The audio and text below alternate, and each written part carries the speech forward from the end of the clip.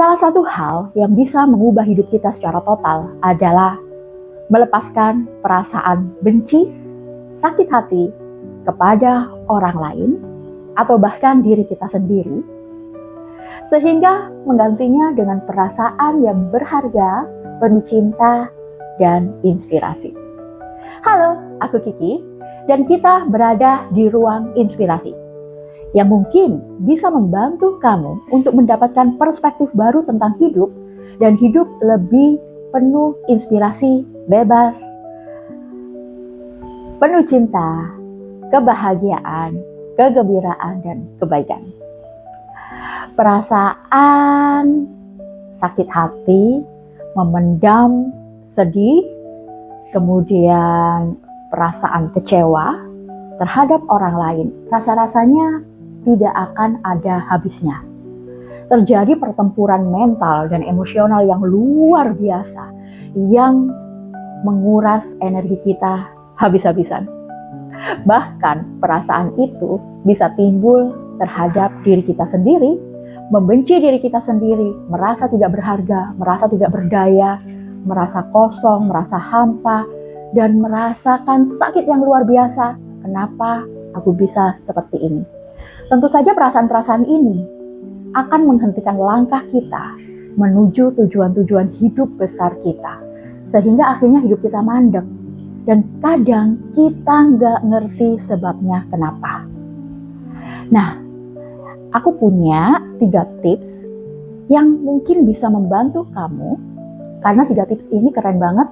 Dan aku baca dari buku-buku Bob Proctor, salah satu motivator dunia yang sangat menginspirasi dan beliau sangat bersikap welas asih. Di dalam bukunya, aku rasa hampir setiap buku yang aku baca, beliau selalu menyertakan 3 tips ini, yaitu menggandakan rasa syukur. Yang pertama adalah menulis 10 hal yang perlu kita syukuri dalam hidup, ya.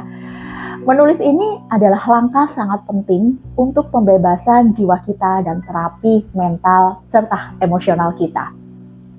Kadang-kadang kita berpikir menulis 1 hal aja yang perlu disyukuri, bingung. Ini aku sering banget ya ketemu sama orang-orang yang kadang ngobrol sama aku, 10 hal, 1 aja bingung aku syukuri. Padahal begitu banyak sekali hal-hal yang bisa disyukuri. Karena teman-teman, kalau kita belajar untuk bisa melihat setiap hal baik dalam kondisi tersulit sekalipun, maka akan ada banyak sekali keajaiban yang terjadi dalam hidup kita, hingga akhirnya kita nggak bisa berhenti untuk terus menghitung berkat kita. Kenapa harus 10? Boleh nggak cuma 1 aja? Boleh nggak cuma 3 aja? Nggak boleh ditawar ya. Kalau kita memberi standar yang rendah kepada diri kita sendiri, 1 hal yang perlu disyukuri, maka kita nggak akan bisa melihat banyak kebaikan di sekitar kita. 10. Berusaha keras di hari pertama, 10 hal yang perlu disyukuri. Mungkin kita berterima kasih, kita bisa bangun pagi dengan sehat dan bugar. Mungkin kita bisa berterima kasih bahwa kita makan enak hari ini. Kita juga bisa berterima kasih, ada traktiran kopi dari teman. Ada kiriman buah dari tetangga. Kita bisa berterima kasih bahwa aku bisa bernafas dengan lancar hari ini. Bukan hari ini saja sebenarnya ya, sepanjang hidup kita. Udara yang bersih, dan ketika kita beribadah tepat waktu, itu juga perlu sangat disyukuri. Kita menerapkan hidup sehat, minum 2 liter air sehari ya, kita juga perlu bersyukur. Bisa setiap hari jalan pagi, itu juga perlu disyukuri. Banyak hal ya yang perlu kita syukuri dan kita tulis. Mungkin beberapa hari kesannya monoton ya. Oke, aku bisa bernafas dengan lancar tanpa sesak hari ini. Aku bisa menghirup udara pagi dengan segar. Aku bisa bla bla bla. Tapi nanti lama-kelamaan kita akan lebih kreatif.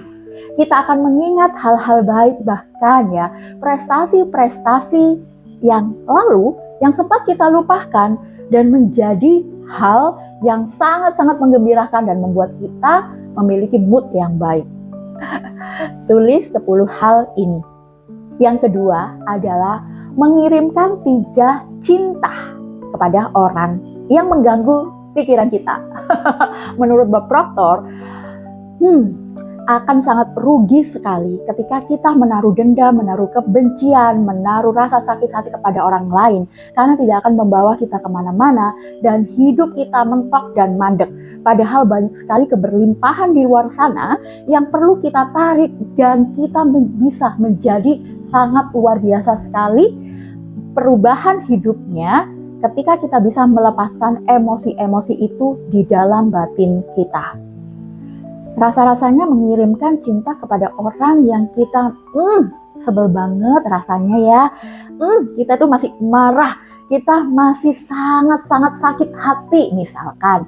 Tapi ketika kita rutin melakukannya, hal itu lama-kelamaan dari benci menjadi cinta. Bahkan ya teman-teman, dalam hal yang lebih luar biasa lagi tingkatannya adalah mendoakan hal-hal baik kepada orang yang mengganggu pikiran kita.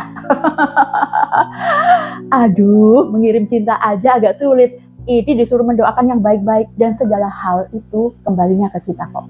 Yang rugi itu kita sendiri, bukan orang lain ya. Orang lain yang kita benci nggak merasakan apa-apa, hidupnya oke-oke aja, riang-riang aja, tapi kita yang kesakitan dan kita nggak sadar bahwa waktu berlalu sekejap saja. Tiba-tiba kita merasakan menghabiskan tahun demi tahun dalam kesedihan, dalam dendam, dalam sakit hati. Akhirnya kita nggak bisa memaksimalkan potensi kita untuk berkarya, perubahan terhadap diri sendiri, bahkan berdampak yang luar biasa bagi banyak orang.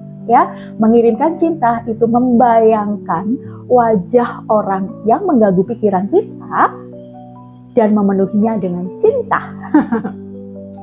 Sesederhana itu. Kalau misalkan gak ada, kirim cinta kepada diri kita sendiri. Mendoakan diri kita sendiri itu luar biasa banget loh. Yang ketiga adalah merenung sejenak atau mengheningkan sejenak ya, kita dalam keadaan hening, menutup mata sekitar kurang lebih 5 menit ya, dalam kondisi meditatif. Oke? Dan kita benar-benar meminta tuntunan. Ini proses yang sangat penting sekali.